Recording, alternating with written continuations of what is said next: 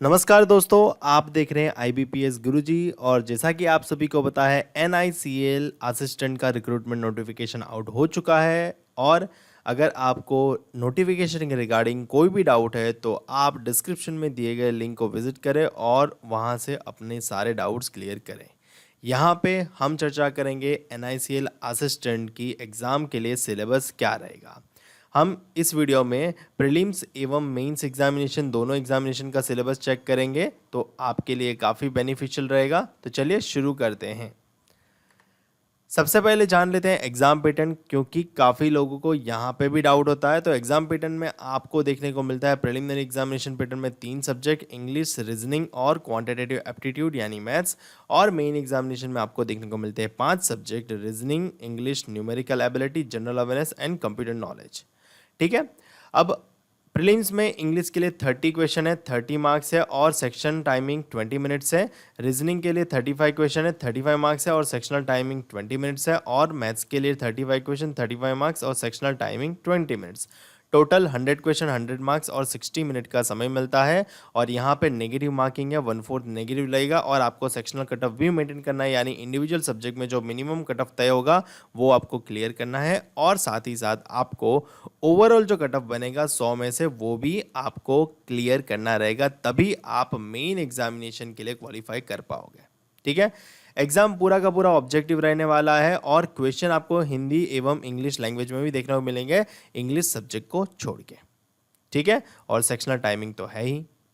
Main examination में देखोगे तो रीजनिंग के लिए 40 क्वेश्चन, 40 मार्क्स, सभी सेक्शन के लिए 40 क्वेश्चन, 40 मार्क्स है। कुल मिलाकर 200 क्वेश्चन बन जाएंगे, 200 मार्क्स बन जाएंगे। और सेक्शनल के लिए टाइमिंग है रीजनिंग के लिए 30 मिनट्स, इंग्लिश के लिए 30 मिनट्स, न्यूमेरिकल एबिलिटी यानी मैथ्स के लिए 30 मिनट्स, जनरल अवेयरनेस के लिए केवल 15 मिनट और कंप्यूटर नॉलेज के लिए भी केवल 15 मिनट। कुल मिलाकर 120 मिनट बन जाते हैं।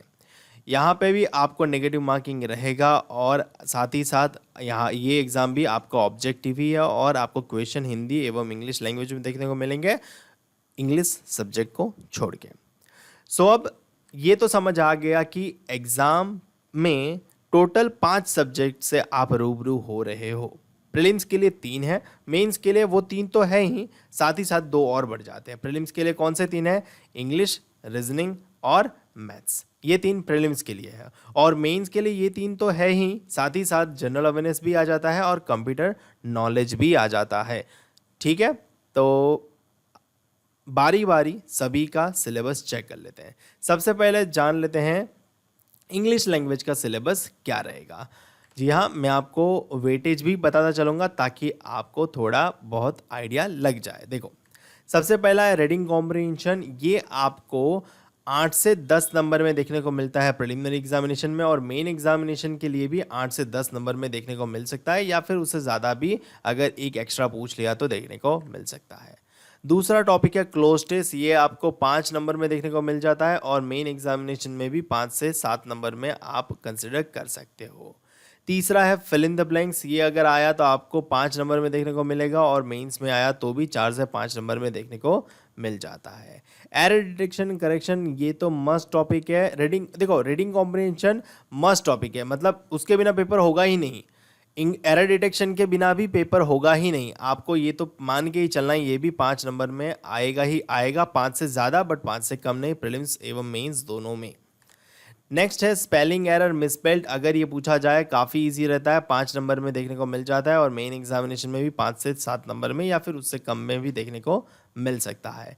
इडियम्स एंड फ्रेजेस 2 से 5 नंबर में आपको देखने को मिलता है, प्रीलिम्स हो या मेंस, तो आपको इसकी भी प्रैक्टिस करनी होती है, मतलब आपको इडियम्स एंड फ्रेजेस पता होने चाहिए।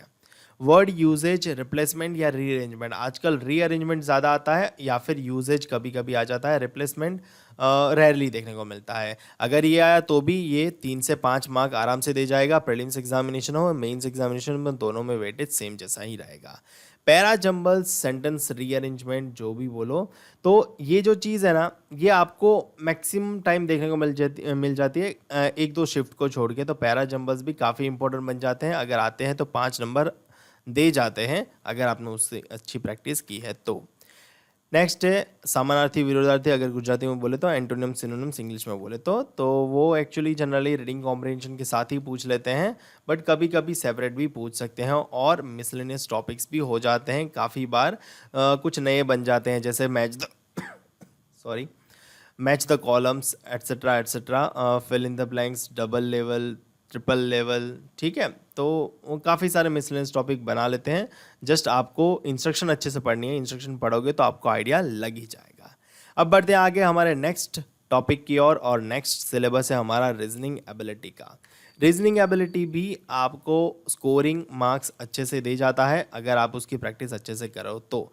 सबसे पहले कोडिंग डिकोडिंग टॉपिक है, और ये आपको 3 से 5 मार्क का चैप्टर रहेगा, प्रीलिम्स मेंस दोनों में। डायरेक्शन सेंस टेस्ट आपको 2 से 3 मार्क का चैप्टर रहेगा, और मेंस में अगर 5 मार्क में पूछना चाहे तो पूछ सकते हैं, बट आजकल पूछते नहीं हैं। ऑर्डर एंड रैंकिंग देखने को नहीं मिलता आजकल, बट अगर आता है तो 2 से 3 मार्क में आ जाता है, और सिंगल मार्क्स में भी कभी कभी देखने को मिलता है। सिलॉग्स एंड इनइक्वालिटीज़ दोनों टॉपिक काफ़ी इंपॉर्टेंट रहते हैं। दोनों टॉपिक का वेटेज 5 नंबर 5 नंबर्स रहता है, और ये दोनों टॉपिक में से कोई एक टॉपिक तो प्रेजेंट होता ही होता है। ये 3 में से कोई एक टॉपिक प्रेजेंट होता ही होता है, ये चीज़ समझ लो आपके पेपर में। पजल एंड सिटिंग अरेंजमेंट सबसे ज़्यादा इंपॉर्टेंट टॉपिक है, रीजनिंग है, तो इसके बिना उसका पेपर हो ही नहीं सकता, और ये आपको 15 से 25 नंबर का टॉपिक बन जाता है, तो आपको इसकी प्रिपरेशन प्रैक्टिस सबसे ज़्यादा करनी रहती है। नेक्स्ट टॉपिक है हमारा अल्फ़ा न्यूमेरिक सीरीज़ या फिर वर्ड सीरीज़ और टेस्ट।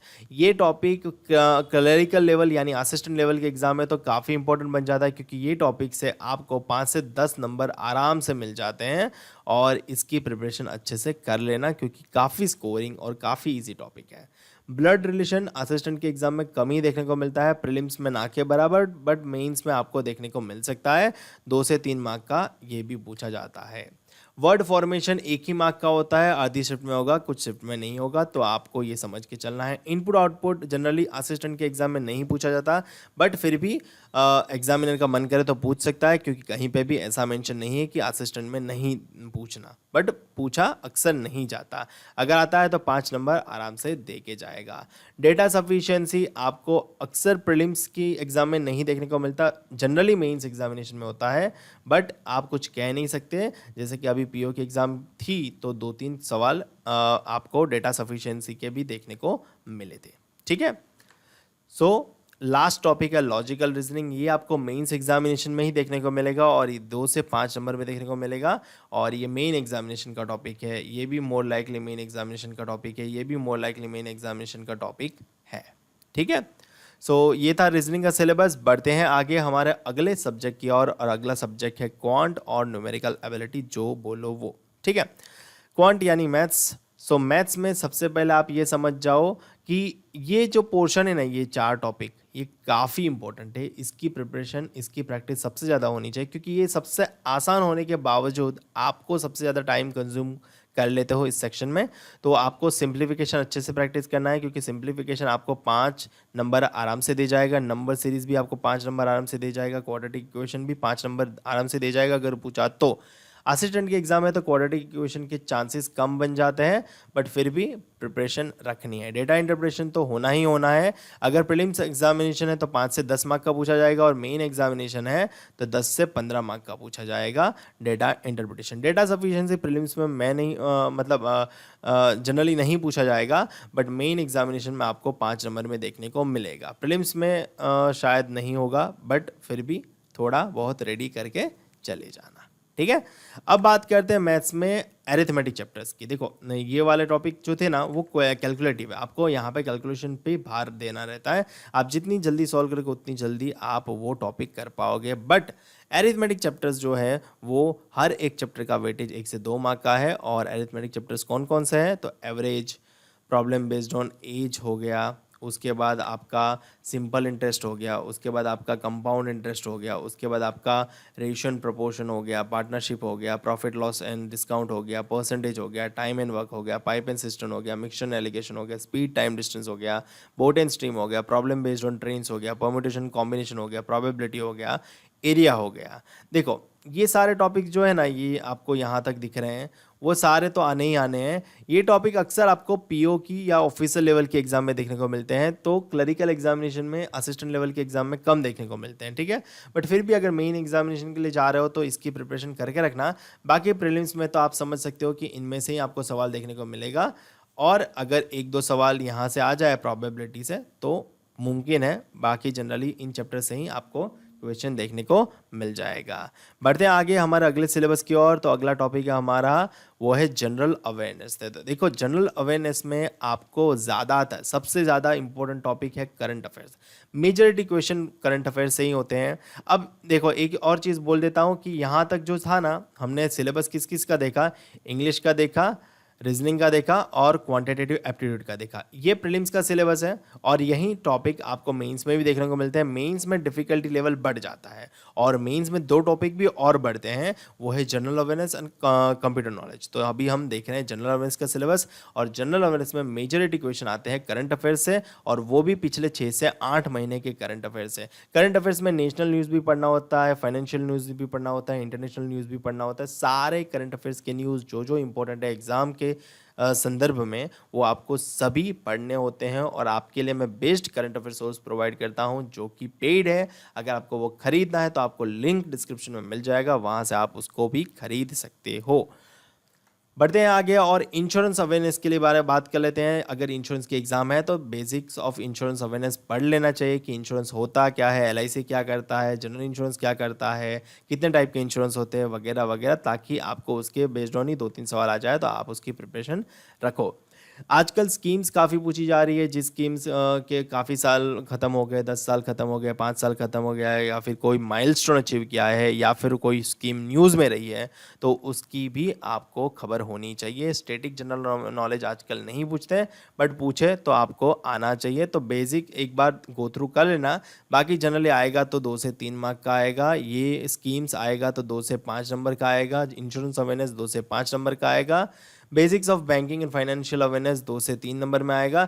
बाकी जनरली मेजॉरिटी क्वेश्चन आएंगे करंट अफेयर से, यानी करंट अफेयर से ही आप लगा लो 30 से 35 सवाल तो करंट अफेयर से ही होंगे।